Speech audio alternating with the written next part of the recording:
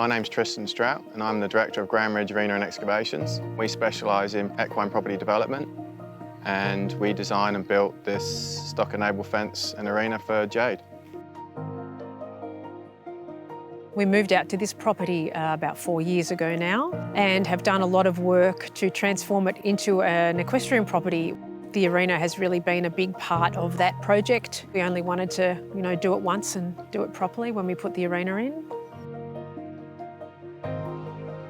We spent quite some months doing research on arenas, which was pretty confusing as a consumer because there are a lot of different arena builders and styles, and it's very hard to sift out the fact from the fiction, to be honest. We got a bit stuck on what we were going to do with the fencing because we weren't really happy with anything that was available that we'd seen. We generally work with timber. We've looked into plastic in the past as well. But the stock-enabled fencing solved a quality control problem for us. Steel lasts up to 50 years. So when we finish building with timber, quite often the product will warp and it will move. Whereas with the stock-enabled, the product's going to look as good in 50 years as the day that we install it. The first things that stood out for me was the quality. The powder coat finish was fantastic. And the design, it's an engineered product. There's no screwing involved, there's no nailing. The rails are cut to length. As long as you've got your post set in exactly the right spot, the rails just clip in and they've got a centre divider. Put your caps on and it's finished. In the end, we actually achieved it quicker than our timber fences and it actually saved us time. So all in all, that was a great result.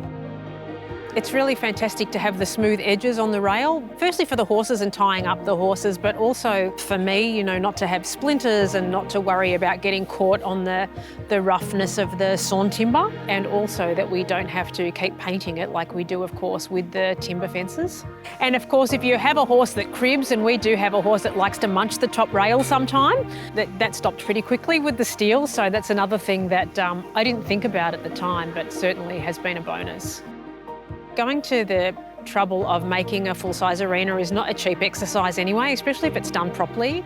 So it was important for us not to take a shortcut right at the end, for that last 10 or 20%, and really go for something that was going to set off the arena. We're really, really happy with how it looks, and I'm very glad that we decided to go with the steel fencing.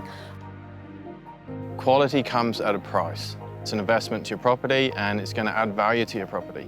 So although you're paying a little bit more up front, the quality that you're going to get for years to come, that's priceless. We've got a lot of projects in the pipeline and a lot of arenas coming up. If I can offer this to all my clients and get it over the line, I'd be very happy, and I'm sure the clients would be as well.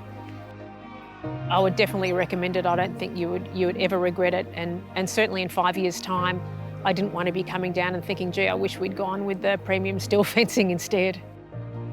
The overall experience was just fantastic. It's a game changer. There's nothing on the market that comes close.